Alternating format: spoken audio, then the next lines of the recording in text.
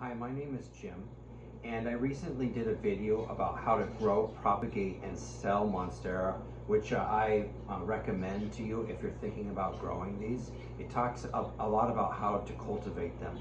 But right now, I want to get more in depth and specifically how to sell them and make profit. So, like I said, I did the video of propagating.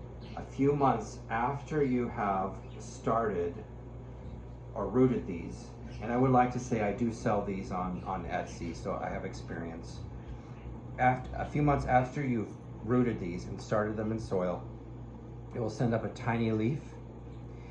After this point, approximately every 3 weeks to 1 month, it will send out a new leaf.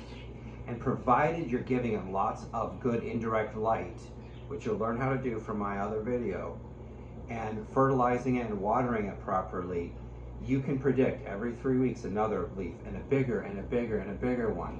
So after it has reached this point, in approximately 3 months, it will be ready to sell as a nice, sturdy looking, robust plant that will fetch you a good price. They've been going for 500, 600, 700. And as we're talking about money, I want to mention that these Monstera Albo are easier to grow than the Monstera aurea.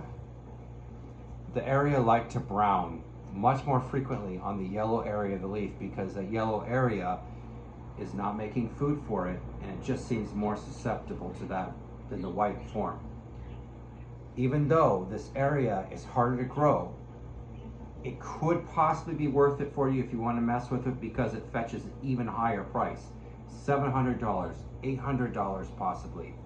Now these prices that I have mentioned, of course it can always change, but these are for small plants, maybe 4 leaves or so. If you do a cutting, you're going to be looking more at maybe $200 or something for a cutting. All right, so I do some hints about selling these on like Etsy. I recommend a site like Etsy because people like me that like to collect plants seem to go there to find these unusual plants. And so you'll have a good audience there. Lots of customers. Also, when you do list it on Etsy, go ahead and research what they're going for at the time that you're selling them so you can sell it for a reasonable price. Start at a higher price and see if the market will bear that price.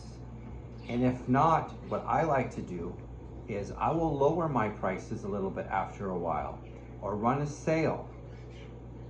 And I will lower the price gradually until the market will bear the price of the product. You need to, if you ship these, I highly recommend making sure that you do a really fast delivery time. I usually do around 3 days maximum for my delivery, which makes my plants a little bit more expensive, but if it avoids the hassle of an unhappy customer, I'm willing to do it because I don't want the plants traumatized or ugly by the time the customer gets it, or instead of making money, I'm going to be out of money. Also, these aurea, I try to do that more like overnight or a day or maybe 2. I want to get them to them quickly. Another thing about shipping, I only sell my plants in the spring and in the fall during the milder times of year. Not when it's freezing and snowing and icy or like 100 degrees in the summer. Again, because I don't want any problems with customers getting dead plants. Another thing, and this is obvious, do provide good customer care. And if you are selling something that is $500 like this, I like to have a live delivery guarantee. That way I am bearing the burden of, is this going to make it to the customer alive or not? And the person will be more free to spend money on an expensive item if they know, if they have the comfort of knowing that it is guaranteed to get to them safely. Now, I do have a little bit of accountability. I require the person to mail the dead plant or damaged plant back to me if they're not happy with it. because I don't want to create a situation, obviously, where they're getting it and one of the leaf is a little hurt and they want a full refund or something. So if they want a refund, they've got to send the plant back to me. So these are some helpful tips to you. Now, before I conclude, I would like to show you some secrets I learned about packing. Customers freak out if dirt, at least some, dirt is coming loose in the packaging. Of course, one of the best ways to prevent that is just to sell cuttings, but they don't fetch as high of a price. So what I do is you're going to want to water this about a day or so before you actually ship it, because if you water it the day of and it's soaking, you're more likely to get a root disease or something. So you get some moist newspaper and you pack it on the top, like so. And this is going to help hold the soil in place and keep the customer happy.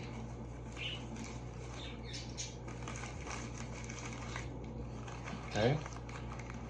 Then, I'm not going to, make you wait while I do this perfectly, but then I take some Scotch tape, and you have to think about the customer too. If you take really strong packing tape and you go all over this, the customer is going to have to try to cut through all of that to get the plant out. They may damage the plant and it could be frustrating.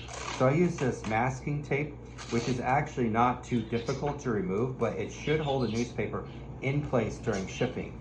So I put a few of these across like this, just a few. I'm not going to finish that for you, but do a few.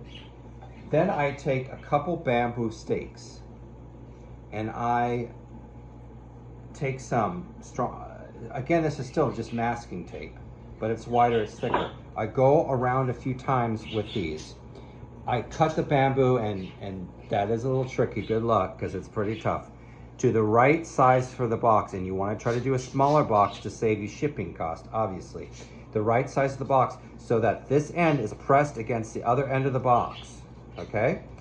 Then I put this in the box, carefully, obviously, and I put a few pieces of tape on here onto the box just to keep it from moving. So these two bamboo will keep the plant from getting crushed, falling all the way to the other end. And then the tape around here attached to the box will keep it from shifting around here. Then you can pack some more newspaper just so that it's not going to shift very easily. And gently pack some newspaper around the plant. This way, and I've sold many, many, many of these. I've never had somebody return it because it had gotten damaged.